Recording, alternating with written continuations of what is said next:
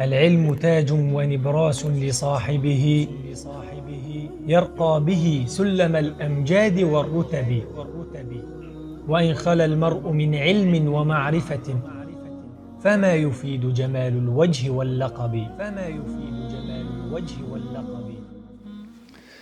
السلام عليكم ورحمة الله وبركاته. الحمد لله العليم الأكرم الذي علم بالقلم علم الإنسان ما لم يعلم. أشهد أن لا إله إلا الله وحده لا شريك له له الملك وله الحمد وله الثناء الحسن. وأشهد أن نبينا وحبيبنا وشفيعنا محمد رسول الله إمام المرسلين وخاتم النبيين وصفوة خلق الله أجمعين. نشهد بأنه بلغ الرسالة وأدى الأمانة ونصح الأمة وكشف الله به الغمة وجاهد في الله حق الجهاد حتى أتاه اليقين. فصلوات الله وسلامه عليه وعلى آله وصحابته والداعين بدعوته والعاملين بسنته بإحسان إلى يوم الدين وبعد. Gjithë falënderimet dhe lavdërimet I takojnë Allahu Gjelle Gjelaluhu, vetëm ata e falenderojmë dhe vetëm prej Tij ndihmë dhe falje kërkojmë, kurse salavatet dhe selamet nga thellësia e zemrës tonë I dërgojmë të dashmurit tonë Muhammedit sallallahu alaihi wasallam, familjes së tij, shokëve të tij dhe gjithë ata të cilët pasojnë rrugën e tyre me të mirë deri në ditën e gjykimit. Të nderuar vëllezër, fillimisht falenderojmë Allahun Gjelle Gjelaluhu me falenderimet e përplota që na bëri pjesëtar të këtij dini dhe të kësaj feje. Dhe gjithashtu na mundësoi që të arrim muajin e begat, muajin e bekuar të Ramazanit, ku na e dha mundësinë që në to të shijojmë ëmbëlsirën e ibadetit. Dhe se padyshim na vetëm 10 dita apo 10 net gati se I kaluam të këtij agjerimi, të këtij muaji të madh, ku shpresojmë që Allahu Gjelle Gjelaluhu agjerimin e këtyre ditëve të kaluara ta ketë pranuar nga ne, dhe lutim Allahun Gjelle Gjelaluhu gjitha përpjekjet, mundin dhe veprat e mira të këtij muaji Allahu Gjelle Gjelaluhu Allahu t'i pranon, duke shpresuar që ditët në vijim të këtij muaji Allahu Gjelle Gjelaluhu agjerimin ta lehtëson, dhe një ashtu lutim Allahun Gjelle Gjelaluhu që veprat e mira Allahu Gjelle Gjelaluhu të na I lehtëson, të na I dashuron, edhe gjitha mëkatet Allahu Gjelle Gjelaluhu të na I falë dhe nga mëkatet të na pastron. Të nderuar vëllezër, padyshim se muaji I Ramazanit është një shkollë e madhe për vetë përmirësim dhe për përpjekje në përmirësimin shpirtëror. Nuk është muaj I agjerimit, nuk është agjerim që ti vetëm të abstenohesh nga haja dhe pija, por agjerim është që ti të mundohesh dhe është një periudhë shumë e rëndësishme për përmirësimin dhe pastrimin shpirtëror dhe ato moral. Ashtu siç na e potencoi pejgamberi sallallahu alaihi wasallam në hadithin që transmeton Imam Buhariu nga Abu Huraira radiallahu anhu, I cili tha se men lam yada' qawla az-zuri wal 'amala bihi falaysa lillahi hajatan fi an yada' ta'amahu wa sharabahu. Kushdo I cili nuk e lën fjalën e keqe, të rrejmet, thashë thomet, tha dhe veprimin me të, nuk ka nevojë Allahu Gjelle Gjelaluhu që ai ta lën hajen dhe pijen. Po e gjitha rëndësia është që të arrish me përkushtimin e madh adaptimin dhe përmirësimin e shpirtit dhe ato moral, ku me të vërtetë se një sfidë më e madhe që ballafaqohet njeriu në jetën e tij në përgjithësi dhe në këtë muaj në veçanti, është sfida dhe problemi I luftimit me nefsin e tij, me vetveten e tij, për ta shmangur nga mëkatet e tij dhe për ta larguar nga të këqijat e tij. Dhe se vetë nefsi është ajo mbrëmësina e jonë, e cila gjendet në brendësirën tonë, dëshirat, ego e cila të shtyn dhe është e adaptuar nefsion për mëkate. E kemi mësuar gjatë ditave të cilët ke kaluar që ai të i vepron ndoshta mëkate të liga dhe të këqijat dhe pastaj ai dhe nuk i urrejnë ato.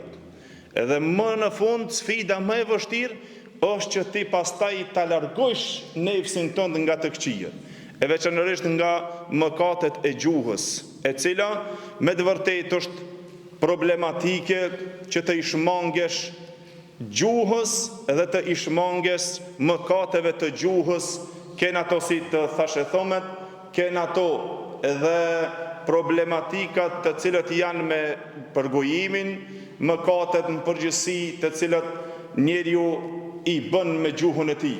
Dhe se me të vërtetë hoxha këtu vëllezër një temë me të cilën i ka kushtuar shumë rëndësi dhe shpresoj që prej neve sot ta kushtojmë një vëmendje të madhe që me këtë temë me të vërtetë është shumë e rëndësishme që hoxha e cej këtu, dhe ajo është luftimi i vetvetes për shmangjet nga mëkatet, shmangjen e thashe thënëve dhe ruajtjen e gjuhës.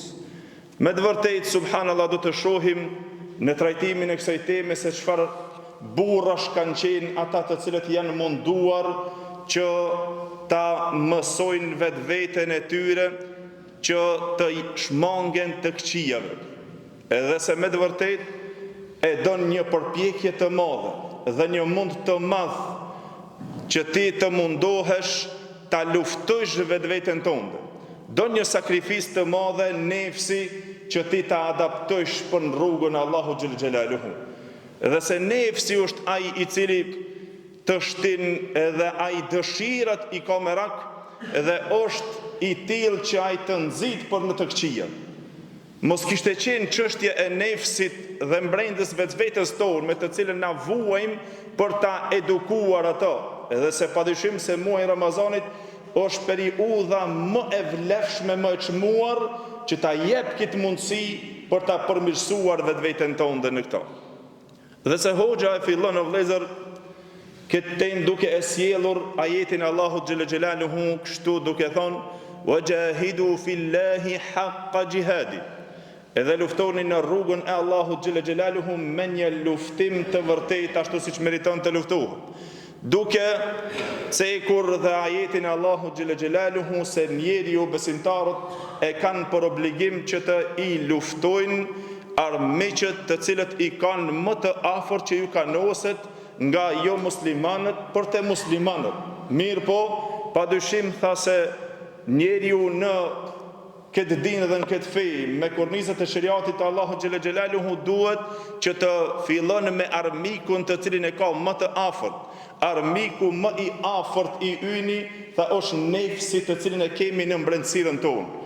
Edhe se padyshim se na duhet që ta luftojmë, edhe se nuk ka luftim edhe shmangje më të rëndë që ta shmangish nga të këqijat se sa nefsin tonë.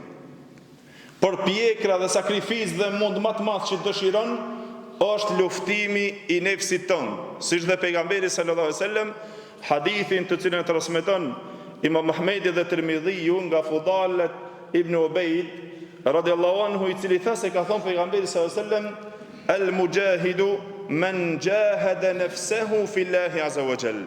Tha mujahid i vërtet është ai i cili e lufton nefsin e vet për hir të Allahut xhalla xhelaluhu, për ta drejtuar në rrugën e Allahut xhalla xhelaluhu. Në normal që kur ndëgjojmë luftimin në rrugën e Allahut xhalla xhelaluhu dhe kujtojmë se patjetër është e vetmja luftim që duhet të luftohet armiku. Mirë po, dietari i shquar Ibn Qayyim rahimahullah ai ndajti luftimin në rrugën e Allahut xhalla xhelaluhu me disa etapa dhe me disa lloje. E para, më e vlefshme tha dhe më e vështirë e cila është luftimi xhihadun nefs. Të luftojsh nefsin tonë. Tha kjo është më e vështirë. Pastaj xhihadu shejtan. Ta luftojsh shejtanin tënd, ai i cili është shkak i cili që të nxit për të këqijat. Pastaj tha xhihadul munafiqin edhe xhihadul kufar. pastaj xhihadi dhe luftimi i munafikave, dhe pastaj i jo besimtarëve të cilët janë armiqtë e muslimanëve. Më e vështira që tha Ibrahim ibn Adham, tha ashaddul jihadi jihadul hawa. Më e vështira për njeriu është xhihadi i nefsit. Luftimi i epshit dhe dëshirave tua. Për të i braktisur ata dhe për ta mësuar nefsin tonë që të i lone dëshirat dhe të i braktis të këqijat, kjo është me të vërtetë shumë e vështirë. Tha se cili men mena nafsehu an hawaha istiraha min ad-dunya. Kushdo i cili e pengon nefsin e vet nga dëshirat dhe egoja, e cila është në brendësirën e çdo njeriu, i don të mirën dhe i dëshiron ato dëshirat edhe argëtime dhe të kënaqet, nefsi vet e don ato, nuk e don mundin. Edhe se ai i cili mundohet dhe e adapton dhe edukon nefsin e tij, e veçanërisht në këtë muaj që është shanse për të adaptuar, tha ai pastaj është rahatuar nga dunjojave. Nëse ka arritur ti gjatë jetës tonë që ti nefsin tonë ta luftojsh që mos të të çon në për haramet, mos të të dërgon në për të këqijat, me të vërtetë se pastaj je rahatuar nga një problem i madh e cila është dunjoja. Mu përa, hadithin tjetër nga Abu Dharr radhiyallahu anhu, i cili tha pejgamberi sallallahu alaihi wasallam, tha afdalul jihadi an tujahada nafsaka wa hawaka fi dhati Allahi azza wa jall. Jihadi më i mirë dhe më i lavdruar, tha është që ti ta luftojsh nefsin tënd, vetveten tënde në rrugën e Allahut xhel xhelaluhu, për ta drejtuar në rrugën e Allahut xhel xhelaluhu.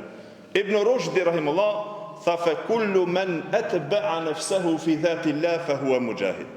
Kushdo i cili e lodh nefsin e vet për rrugën e Allahut xhel xhelaluhu, për hir të Allahut xhel xhelaluhu, tha ai me të vërtetë meriton që të quhet një luftar i vërtetë. Pse se vështirë e madhe o vëllezër, Cek ibn Kaim rahimullah, se njeriu mas vështiri e ka që të i largon dëshirat e tij, që të pengon vetveten e tij nga epshi i tij për të cilën e ka brenda. Dhe se ndoshta i ban punët më të mëdha, bon vaki dhe është luftar i madh në rrugën e Allahut xhel xhelalu, por kur vjen dëshira e dunjos, epshet e mëdha, shumë vështirë ka që të i braktis ato. Dhe shumë vështirë ka që të i largon ato. Ndoshta veprat më të mëdha i ban dhe nuk e ka problem. Ndoshta agjerojmë, edhe nëse i thua një muslimonit me prish agjerimin, i duket shumë e madhe.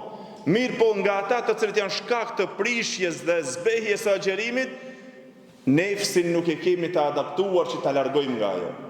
Dhe se kjo është e dëshmuar te secili njeri, nuk ka njeri i cili nuk ka problem me nefsin e tij, me vetveten e tij, e cila me të vërtetë don përkushtim të fortë. Edhe se gjithë të tekstet të cilët kanë ardhur të Kur'anit Allahut dhe të Sunetit të Muhamedit sallallahu alaihi wasallam, që na lejmërojnë se ajo e cila është udhëzuese për në të këqija është nefsi. Dhe se urdhnat për të u larguar nga të këqija dhe për ta luftuar dhe për të ju ikur të këqijave nuk ishin ardhur, por nuk ishte qenë se me përpjekjen e madhe dhe me mundin e madh ti mundesh që ta adaptosh nefsin tënd dhe mundesh që ta edukosh nefsin tënd për rrugën e Allahut xhel xhelalu, që të i don ato të cilët i don Allahu xhel xhelalu. Sa e ka vështirë një nefs, një tip që ai të agjeron për dikondër i cili nuk e ka adaptuar nefsin në agjerim. Dhe na kemi folur e vëren të disa të rinë, shumicë e madhe nuk e agjeron Ramazanin. Pse? Pse i duket vështirë?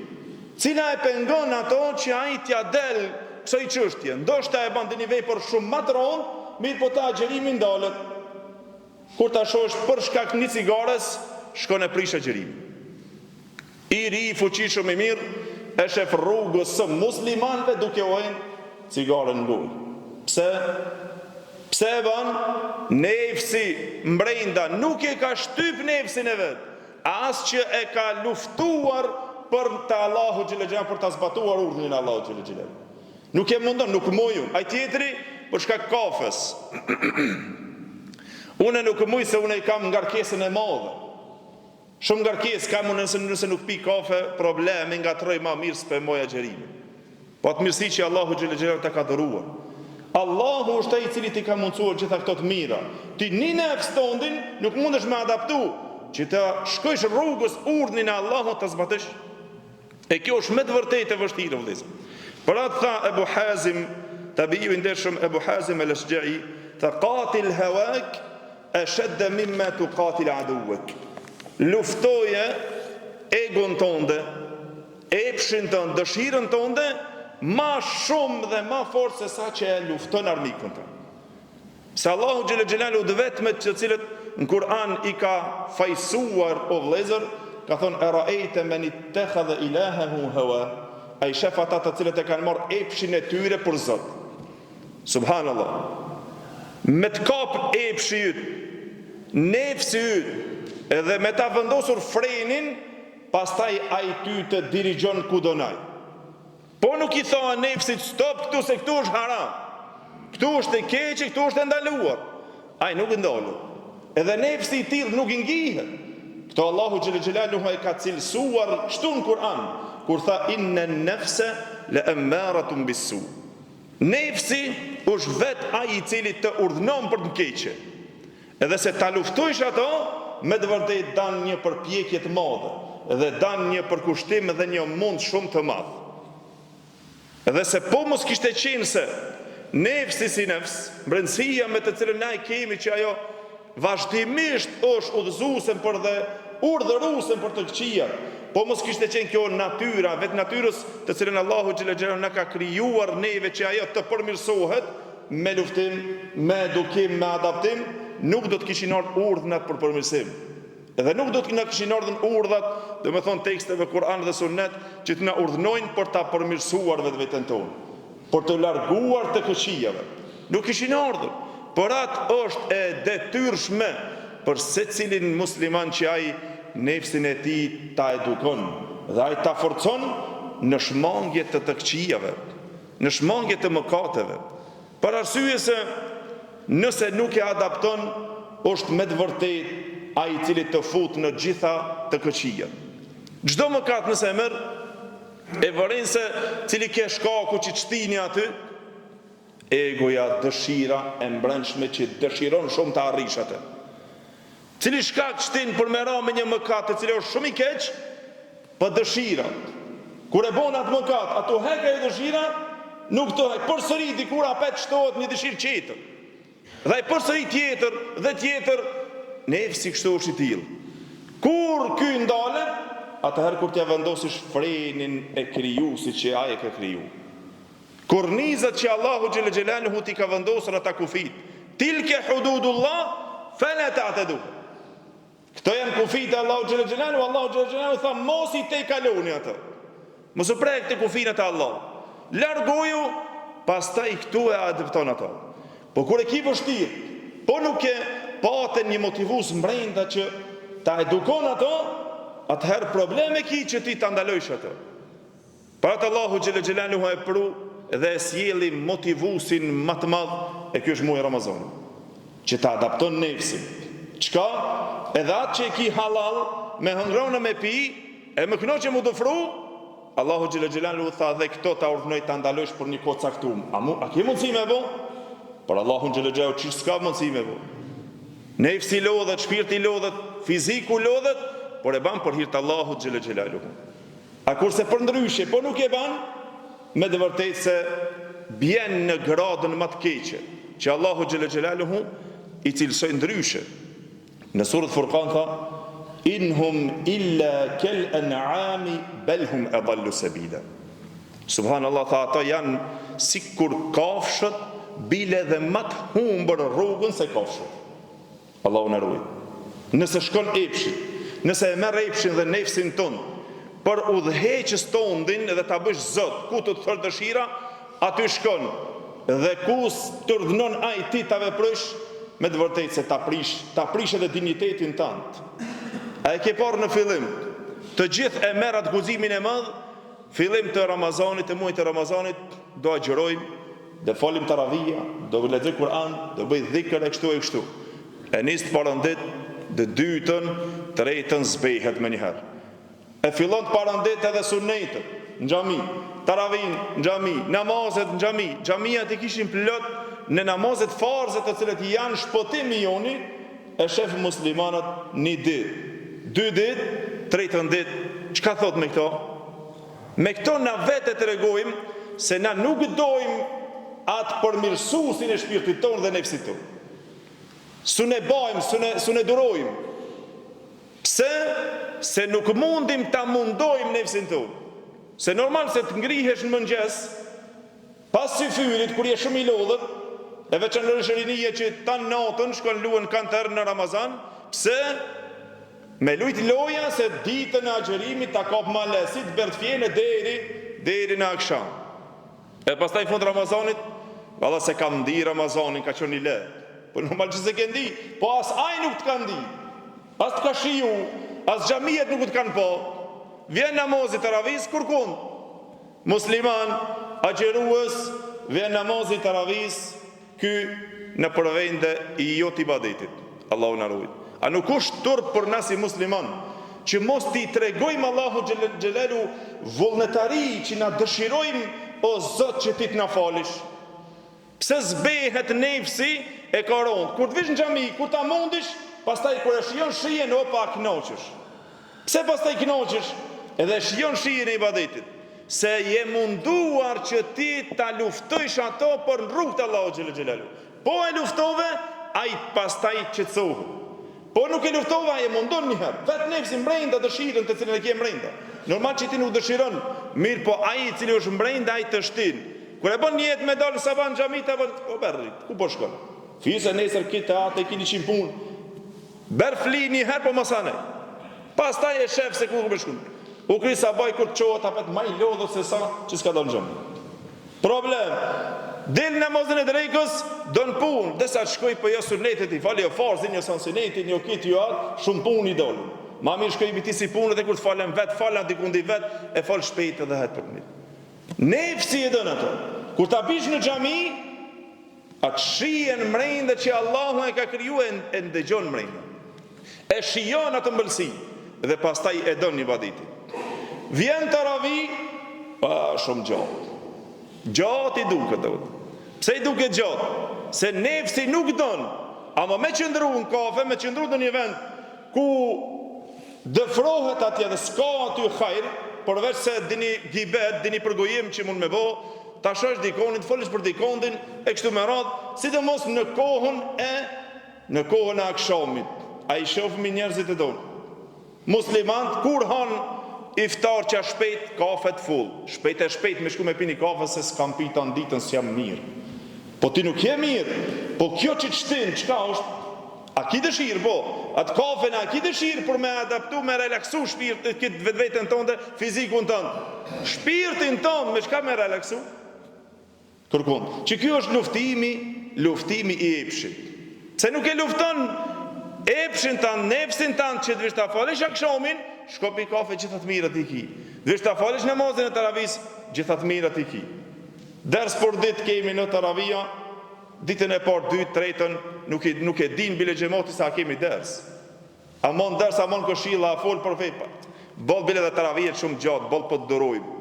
E kjo është dhe më thonë qështja e kuja luftimit me nefsin. Kur vjen i falën, çka ndodh? Allahu ta jep një mirësi. Nëse ti e shtrydh nefsin tënd, me të vërtetë se Allahu xhelaluhu mirësin ta jep pas, një kënaqësi e ndin se edhe sot e kompletova. Ndoshta dikush vun me agjerimin, kur e mbaron ditën, ai e shef se me të vërtetë Allahu xhelaluhu ta jep një kënaqësi pas, elhamdulillah, e mbarova. Por një më mundoj, ama une ato u mundova që unë ta shtrydhi mirë ato. Do të shohim o vëllezër disa nga dietarët se sa e kanë luftuar nefsin e vet për ta larguar nga epshi. Dhe pa dyshim se subhanallahu nefsit sunja largon gabimet e gjuhës. Ndoshta dhe gjithë këta që i cekëm të cilët janë të vështira t'i bën njeriu, mirë po kur vjen te mëkatet e gjuhës, alama probleme ka. Ndoshta e mundon njeri, për shembull, e shtin me zor. Po sa t'jam i lodhës u shkojnë të ravi, jo ke më shku sot, edhe nëse vdes që aty do rri, vetëm shkoj të amri se vopin. E mundon. Mirë po edhe mundon edhe agjerime, shumë punë të mëdhaja tjera të cilët i ban për rritë Allahut, kur do të vjen ndoshta për në një mëkat, ty duket shu i le, mirë po ato asaj su një shmangimi. Mëkatës së gjuhës me të vërtet problem. E mu për ato vëllezër, Uhejb ibn al-Ward rahimahullah, i cili llogaritet nga tabi'inët, tha wallahi la tarkul ghiba indi ahabbu ilayya min at-tasadduqi bi jabalin min adh-dhahab. Tha pasha Allahun, më e dashur te unë është që ta lë gibetin për gojimin, thashë thomet, se sa ta jap një kodër të madhe me ari. Sadaka. Më e dashur është ta lë atë që vazhdimisht më shtin mëkate, vazhdimisht ajo ta mbush kontën tënde me mëkate gjuha. Vazhdimisht, se sa të jap sadaka, një sadaka shumë të madhe. Një ashtu tha rahimahullah.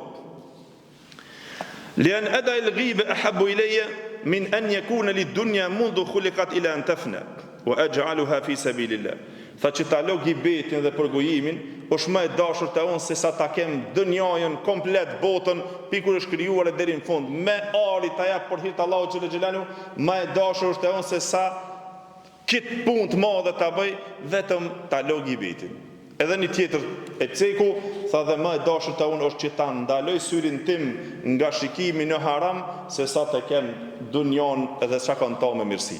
Pastaj lexoj ajetet e Allahu xhalla xhelalu, wala yaghtab ba'dukum ba'da. Allahu xhalla xhelalu tha e ka ndaluar përgojimin në Kur'an. Tha mos të përgojon dikush i dikan, mos përgojoni mes veti. Dhe ajetin tjetër recitoj që Allahu xhalla xhelalu e ka ndaluar shikimin në haram, tha qul lil mu'minina yaghuddu min absarihim. Thuaj besimtarëve që ta pengojnë shikimin e tyre në haram. Dy mëkatet shumë ndikuese te nefsi. Përgojimi që nefsi e dën, kudo që të ulesh, me kanë të ulesh, me të vërtetë se ja fillon nga pak, një herë kurse të dhimbet edhe pastaj futesh tu e përgojua, tu e fol për keqe, tu ndo ba aki edhe, me thon me të shpifje të këqija. Dhe syni është i tillë. Shikimi në haram është shkak i cili të bën të bish në haramin e madh. Epshi edhe në to. Po fillove, e lëshove, ai pastaj nuk ndale. Fillon ngadal, derisa do me thon epshit kur të mund është shumë problem. Ibn Qayyim rahimullah i cek, sidomos të harami pas shikimit, që shikimi është i njeriu deri të bjerë në haramin e madh, tha njeriu i bën edhe punët e mëdha. Mund me luftu në rrugt të Allahut, e gjitha i bën, gjitha punët i bën, por kur vjen te ana e shikimit në haram, te epshi i dëshirës brenda, aty nuk ndalet. Asaj suni bën boll, suni braktis.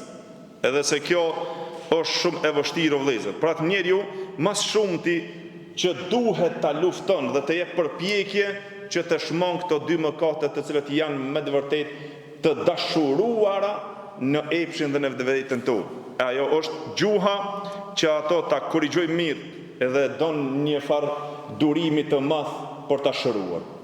Dietarët të vëllezër këto të vjetrit, sidomos të tabiinët e ndershëm, që Allahu xhel xelalu i la shembull për ne që na të marrim mësim, këto ishin ata të cilët me vite e shëronin nefsin e tyre për të i lënë dëshirat, për të i lënë mëkatet.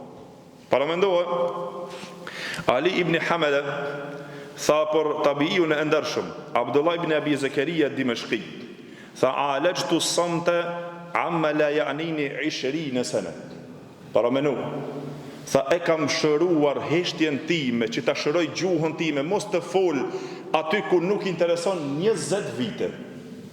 Ku shëban kitë të në? Na një ditë së në provoj. Sa dalëm për dersi, me njëherë ashtu e kemi, dikon s'ku të dalësh, me një takim, sa të dalësh në fund, mundomi të arrujmë, tha mas bëjmë gjibet, mas foli, mama, të qojnë këmilet. Pa tjetër me ja fillon dhe ja fillon. Ky, edhe e nisë.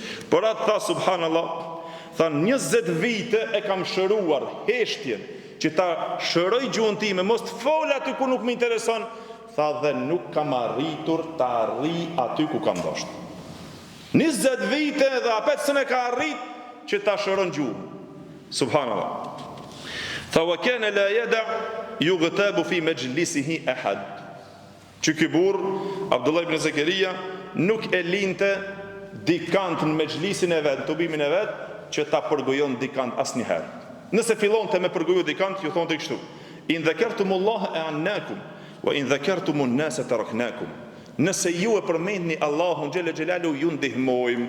Aty ku është Allahu xhel xhelalu, ku është sevapi, ju ndihmojmë, aty jemi. Dhe ti shumë le mund t'i thuash se cilit vëlla tondit, o doslemi, më bën Allah, që aty ku është ndihma e Allahut, ku është përmendja e Allahut, ku është adhurimi i Allahut, ibadeti i Allahut, shpëtimi jon, aty më kije. Ndihmues jam aty me ty. Aty ku mundon njerëzit t'i marrësh në përgoj, nuk jam me ty. Ju loj e braktis dhe largohet. Po ashtu Abdullah ibn Abi Zakaria ishte ai i cili idha khada julasa'uhu fi ghayri dhikrillah ra'aytahu kasahi. Tha nëse ishinte në mezhlis ndonjëherë s'u u prishish. Kur fillojnë për shembull me fol, tha nëse ishte mezhlisi i madh duke bërë gibete, përgojime, për këtë për atë, tha e shifshe Abdullah ibn Abi Zakarian, tha sikur me qenë i harrum. Në prezent sikur mos me qenë hiç, angazhoi me çetërse. Sikur nuk është aty prezent hiç. Tha edhe nëse fillonim me përmend për fe, për përmendet Allahut, fa idha khadu fi dhikrillah, tha menjëherë i hapte veshët e tij dhe u bënte ndëgjuesi më i mirë, që të ndëgjon çka folet për fein e Allahut xhela xhelalu. Wa kana rahimahullah la yakadu an yatakallam hatta yus'al. Tha ishte rahimahullah, Allahu më shirofçi, gati se nuk folte kur pa e pyet. Pa i parashtru pyetje, nuk e mirte iniciativën vetë me fol. Tash na normal e marrë si o xhallar vetë me ju fol me zor se s'pyet kurkush, por vej pak janë pyetje dhe interesi. E tashmo duke ju shkuar dhe me thonë edhe në verime me të folurit e mëdhaja, po inshallah është qëllimi që të mësojmë fejnë Allahut xhalla xhelaluhu. Ta wa kana min ashaddi an-nasi wa aktharuhum tabassuman. Ta ishte njeriu më i fortë dhe më i miri i cili ishte i buzëqeshur gjithherë. Nuk ja shishe fytyrën e tij të mërolur ndaj muslimanëve, po gjithherë ishte njeri me të cilën e jepte sadakon e tij me buzëqeshjen e fytyrës së tij. Salamet ibn Khalaf ibn Ismail tha, i kam thënë një herë Sufjan al-Thawrit rahimullah dhe kemi treguar për tabiun e ndershëm Sufjan al-Thawri rahimullah, tha idha akhadta fil hadithi nashat. Tha këti kur fillojmë që të i përkujtojmë hadithet e pejgamberit sallallahu alajhi wasallam, se në atë kohë janë qenë dietarët gjithherë dhe njerëzit kanë qenë të interesuar për hadithin e pejgamberit sallallahu alajhi wasallam, kush e transmetoi, cili hadith nga kush e ka sanedin më afër e shumë më radh. Kur fillojmë tha që të përkujtojmë hadithet e pejgamberit sallallahu alajhi wasallam, tha ti aktivizohesh. Dhe me njëherë mundosh me ne përmirësu dhe me na tregu, me na shpjegu. Tha wa idha kunta fi ghayri al-hadithi ka'annaka mayyit.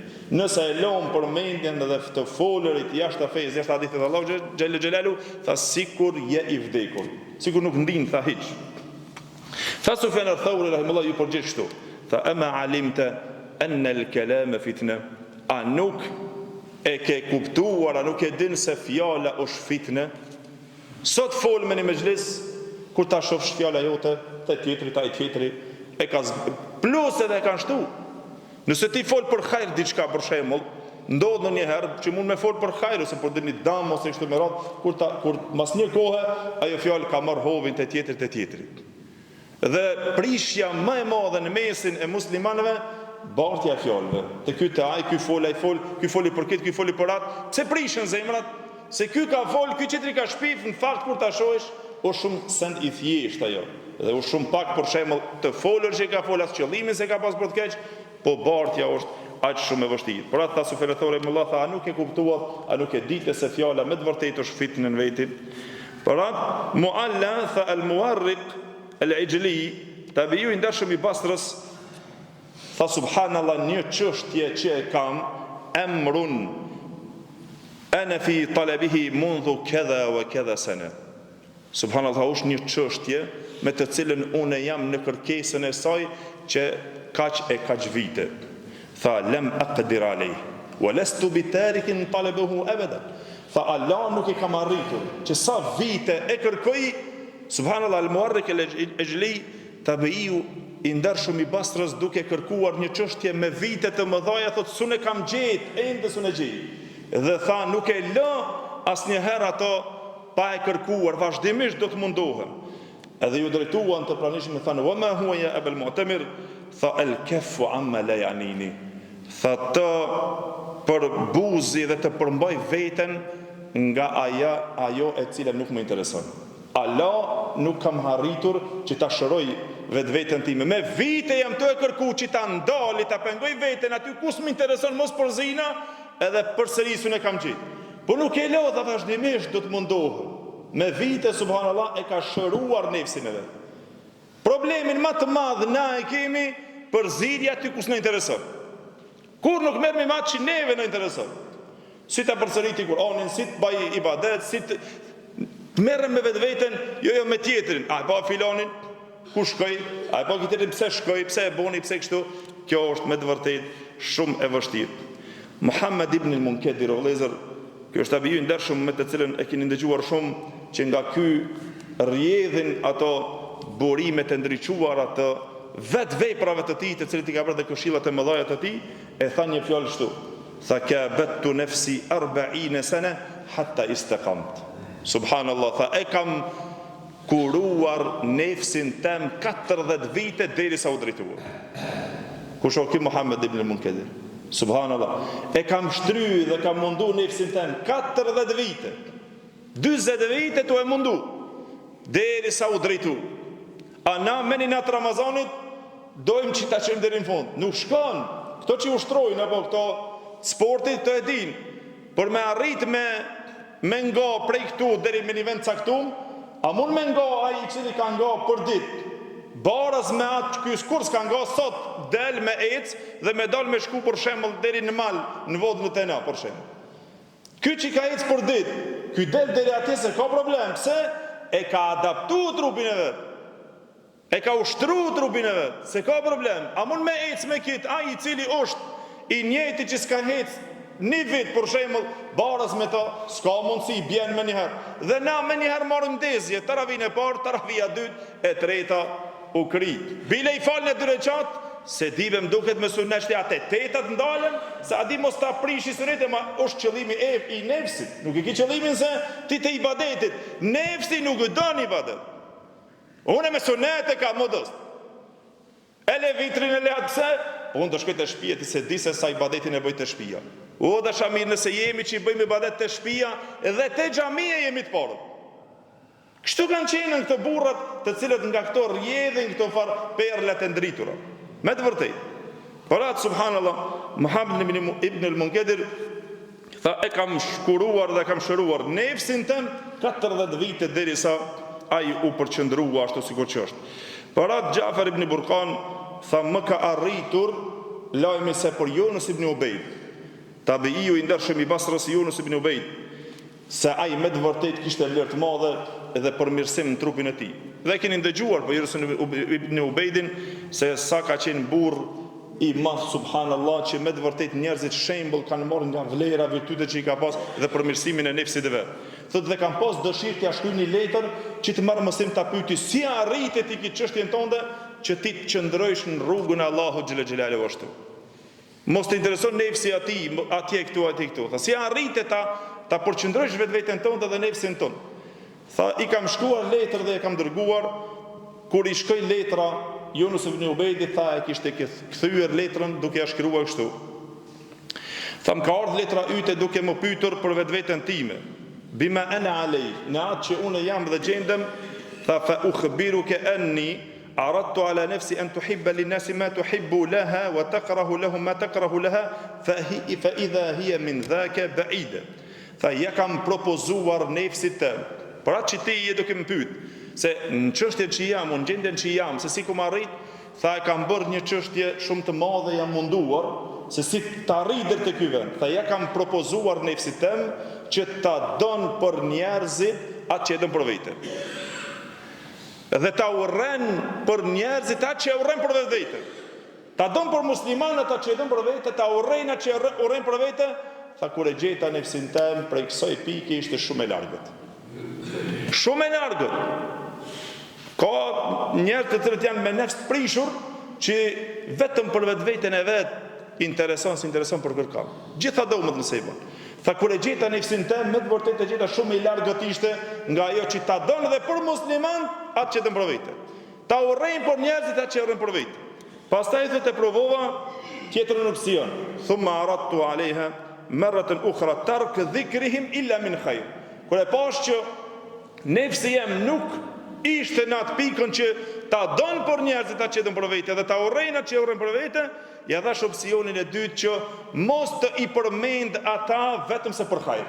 Por derisa nuk mund t'ja u duhesh të mirën, atëherë mos fol për të keqin, mos i merr në përgojë ata. Mos i përgojo, mos fol për të keq. Tha fa wajadtu as-sawma fil yawm al-har aysar alayha min dhalik. Subhanallah. Dëgjoni këtë fjalë. Tha e gjeta se agjërimi në një ditë të nxehtë të vapos ishte më e lehtë se sa ta lo për gojimin e mos i përmendi vetë për hajër njerëzve.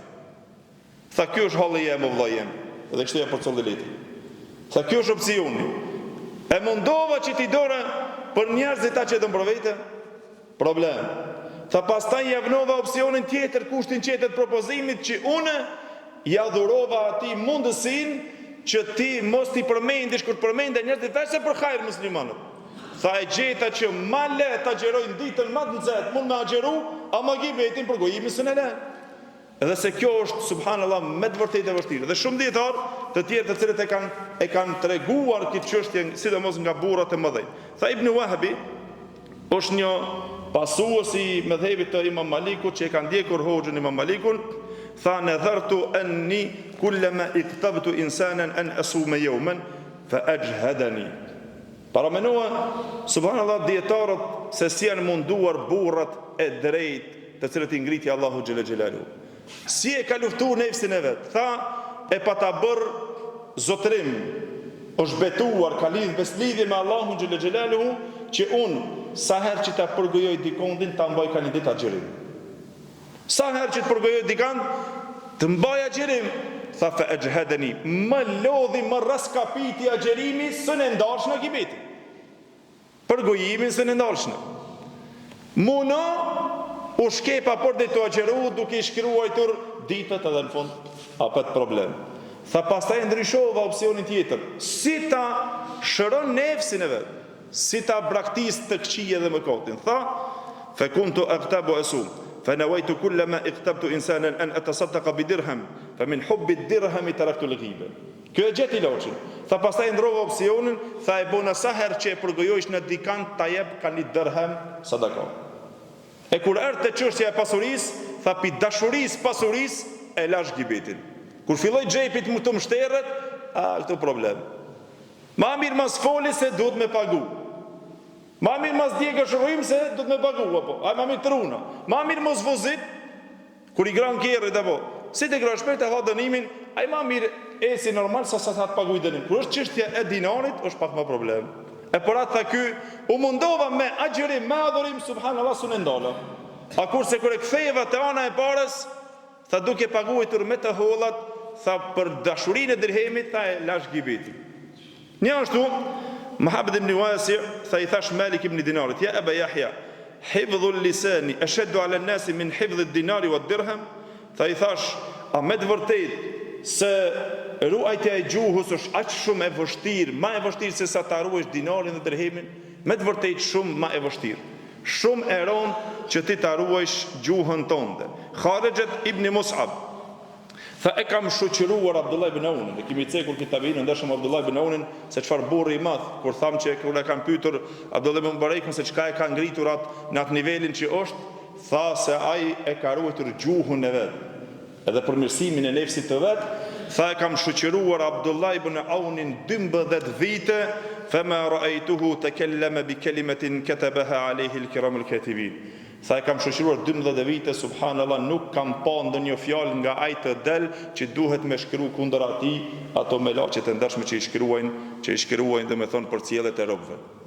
12 vite, s'kam pa fjalë të folë të keqe për dikant që duhet me ja shkruaj dhe ka menduar se e ka shkruaj për të keqen e tij. Salt ibn Bastame Tejmi tha më tha një herë baba im, Ilzam Abdul Malik ibn Abjar, pasoj edhe ndjekje hoxhën e madh të tabiinëve Abdul Malik ibn Abjar, fata'allam min tawaqqihi fil kalam. Ndjekje dhe pasoj ata dhe mëso nga ruajtja dhe vetë përmbajtja e tij në fjalë.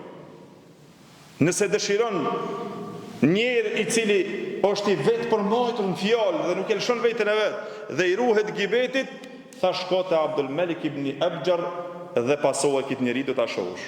Tha fama ra'aytu fama a'lamu bil Kufati ashaddu tahaffuzan li lisanihi minhu. Nuk njoh në Kufe njerë më të ruajtur, më të përmbajtur në gjuhën e tij se sa ai njeri. Si e ka arrit thu? Padyshim se me mundin edhe sakrificën e madhe të luftimit të nefsit të vet. Njështu Fudel ibn Iyadi rahimullah tha, ishin disa nga shokët e tonë me të cilët i njefshmim, tha, yahfadhu kalamahu min al-jum'ati ila al-jum'a. E runte fjalët e tij prej ditës së xumës deri në ditën e xumës tjetër, prej të premtes deri në premte. I runte fjalët e tij, nuk folte. Sikur që agjerim edhe në të folurit mbante. Parat na kemi treguar më herët Abu Huraira radhiyallahu anhu dhe të tjerët prej shokëve të Pejgamberit sallallahu alajhi wasallam, kur ishin ditët e Ramazanit, u futshin në xhami. Edhe thoshin, çka jeni të bëni në xhami? Tha, jemi duke e ruajtur agjerimin tonë, mos na prish. Ana pijamis ikëm, si veç me dal me hub kohën diku. Jo, u futshin në xhamia me të vërtetë ta ruan. Të shef, përderisa qëndron këtu, veç asaj që Allahu e di se sa sevap merr, mësimi i fesë një ashtu, edhe unë zbashku me ju e kemi kaluar një kohë të shkurtë që ndoshta asnjëri nuk bëm gibet, ai të folish për këtë, folish për atë. E vetëm një kohë, ndoshta që është pak që është domethënë më e thjeshtë që mund t'i largohesh domethënë mëkateve. Por ata ato i njohin fjalët e tyre dhe nuk folnin përveç sa aty ku i intereson. Hasan ibn Hayy tha, inni la a'rafu rajulan ya'uddu kalamahu wa kana yurawna annahu huwa. Por shikit njeri Hasan ibn Hayyin, i cili është një adhurusi madh i Kufës, tha, ishte njeri i cili fjalët e tij tha janë njehnin dhe janë numëronin se sa aq pak fjalë që folte.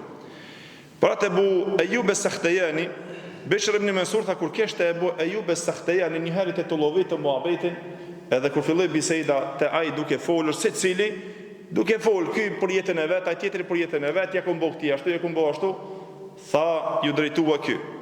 Kufu, ndalohi, pengohi dhe braktisni këtë muhabete, se me pas fillu dhe unë të i tregoj ato ndodhite mija gjatë ditës, nuk do të në kishte dal koha për të i treguar, po çka merr vetëm humbje kohë duke i përmendur sendet të cilët nuk të bajnë dobi.